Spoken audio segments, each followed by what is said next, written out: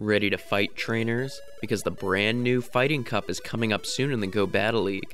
Find out some of the best picks for Pokemon Go's newest format, as well as some teams to try out, right here and right now.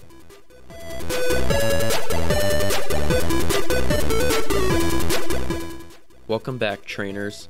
The Fighting Cup is our second cup themed around a single type, with the first being the Flying Cup.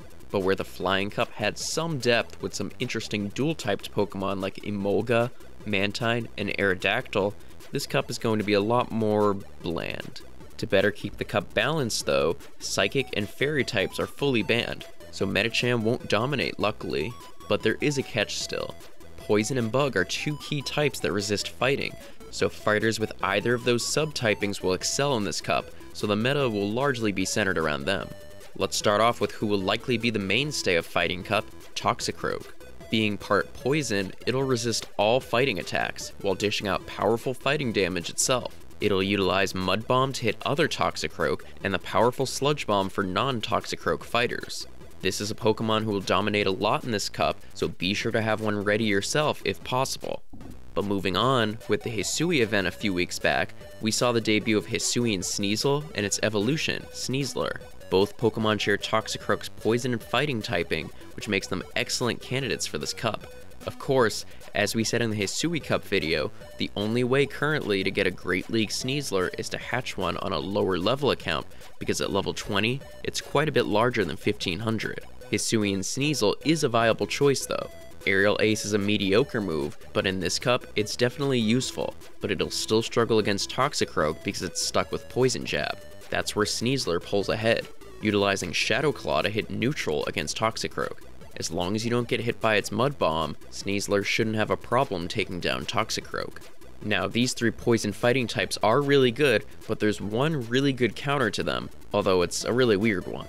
The only Pokemon with a Psychic Fast move in this cup is Throw, utilizing the awful fast move of Zen Headbutt.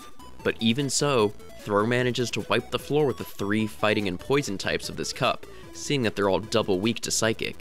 But Throw is still a risky choice to use, as besides these three, it loses to most other Pokemon in the cup.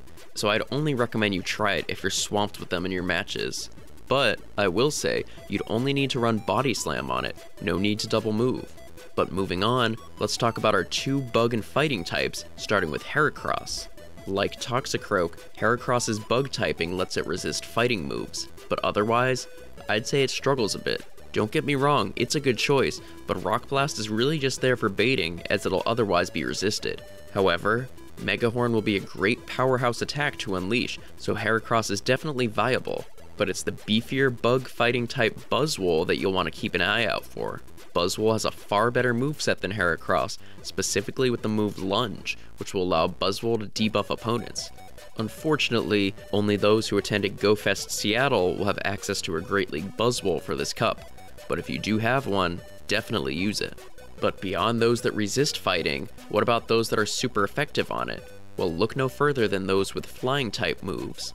Obviously, the two Hisuian poison types have Aerial Ace, but Galarian Farfetch'd, Blaziken, and Sirfetch'd are all great choices with their powerful Brave Bird. I'd say Galarian Farfetch'd is the best, with Fury Cutter helping it charge up to Brave Bird faster, but all three of these have their own strengths and weaknesses. One more Brave Bird user we'll see in this cup is the recent Galarian Zapdos. This legendary sports the flying and fighting type, so its Brave Bird will be much stronger. But honestly, it's not super bulky, and its best moves debuff it, so honestly, I don't think this flying and fighting type will be as OP as it may seem.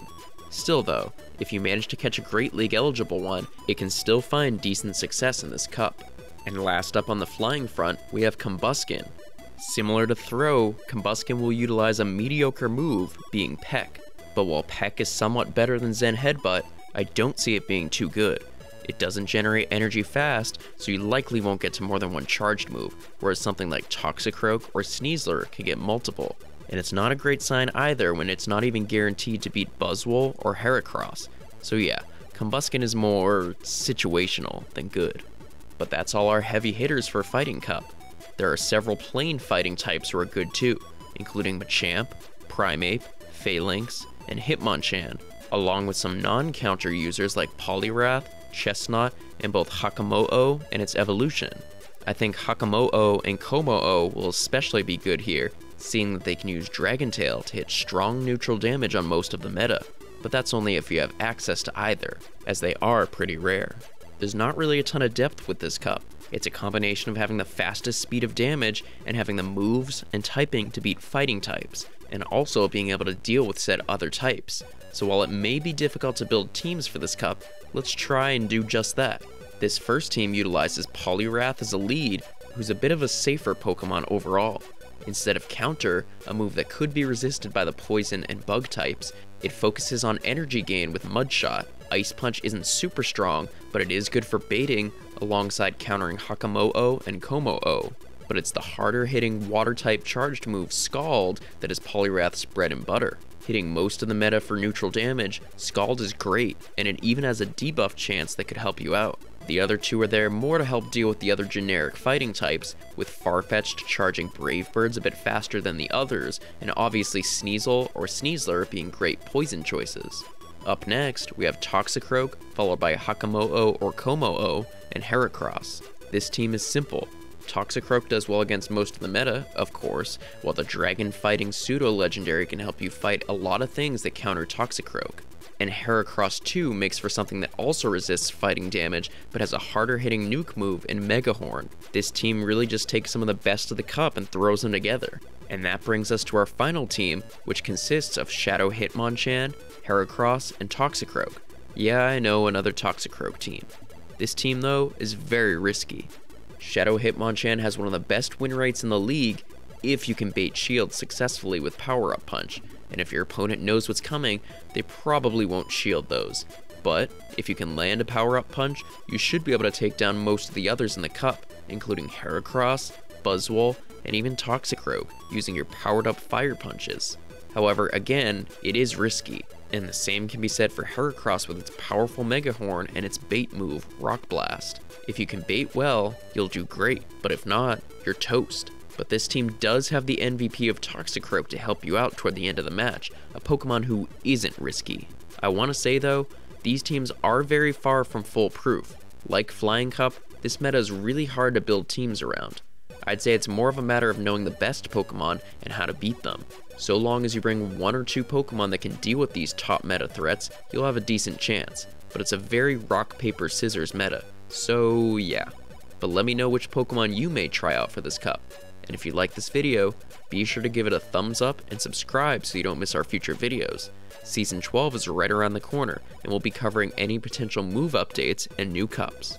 But until then, thank you all so much for watching, and best of luck in the Fighting Cup. Take care.